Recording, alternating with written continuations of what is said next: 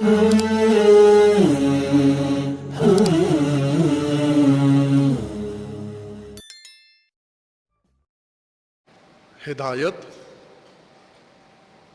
آگاہی کا نام ہے، وہی تصدیقی آگاہی، یقینی آگاہی کہ جس میں انسان کو راستے کا مکمل علم ہو جاتا ہے، کوئی الجھن پیچھے نہیں رہ جاتی، کوئی اضطراب پیچھے نہیں رہ جاتا، کنفیوژن نہیں ہوتی۔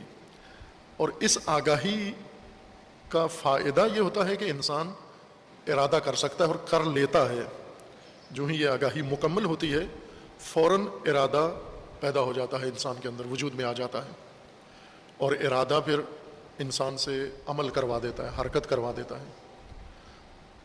مثلاً آپ کو بھوک لگی ہے، اور اس بھوک کے اندر آپ کے علم میں ہے کہ کھانا ابھی نہیں پکا، ابھی کھانا دسترخوان پہ نہیں لگا، آپ کو شدید بھوک ہے، لیکن آپ کو پتہ ہے کہ کھانا نہیں ہے، تصور ہے کھانے کا ذہن میں، یہ تصور آپ سے ارادہ نہیں بنا رہا کہ اٹھو کھانا کھانے جاؤ، چونکہ صرف تصور ہے کھانے کا، تصدیق نہیں ہوئی کہ کھانا پکا ہے، موجود ہے، کھانا دسترخوان پہ لگ گیا ہے، سج گیا ہے، یہ نہیں معلوم آپ کو، یا آپ کو معلوم ہے کہ ابھی نہیں پکا، تو آپ ارادہ کر ہی نہیں پاتے۔ اگر کوئی آدمی کہے کہ ٹھیک ہے کھانا نہیں پکا، اور آپ کو پتہ بھی ہے کھانا نہیں پکا، لیکن آپ ارادہ تو کر لیں۔ مولوی صاحبان یہ کام کر لیتے ہیں، عام لوگوں سے نہیں ہوتا۔ مولانا صاحب نے شادی ہوئی ان کی، تو بیوی سے جب دیکھی شکل بیوی کی تو کہا کہ لا حول ولا قوت استغفر اللہ۔ بیوی نے کہا کیوں، کیا ہوا؟ اس نے کہا تمہاری تو داڑھی نہیں ہے، شریعت میں داڑھی لازمی ہے، تمہاری داڑھی نہیں ہے۔ تو بیوی نے اس کو کہا کہ میں عورت ہوں، عورتوں کی داڑھی نہیں ہوتی۔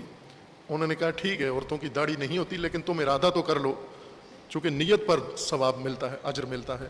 اگر داڑھی نہیں ہے تو داڑھی کی نیت کر لو، تم اجر مل جائے گا تمہیں۔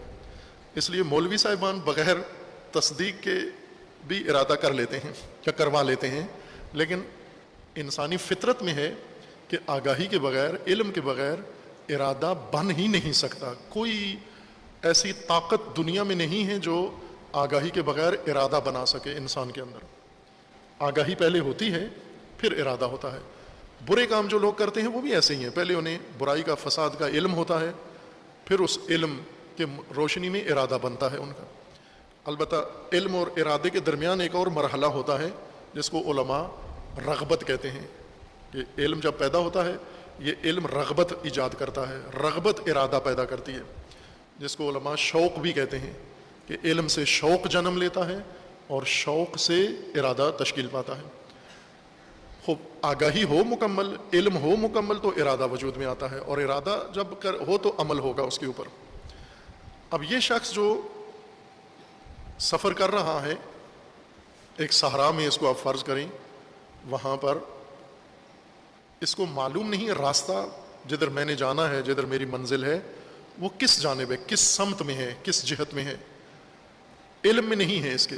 جب اس کے علم میں نہیں ہے کہ راستہ کون سا ہے، کدھر جانا ہے، یہ ارادہ بھی نہیں کر سکتا، اس کے نفس کے اندر ارادہ پیدا ہی نہیں ہو سکتا، ممکن نہیں ہے ارادہ اس کے نفس میں جنم لے۔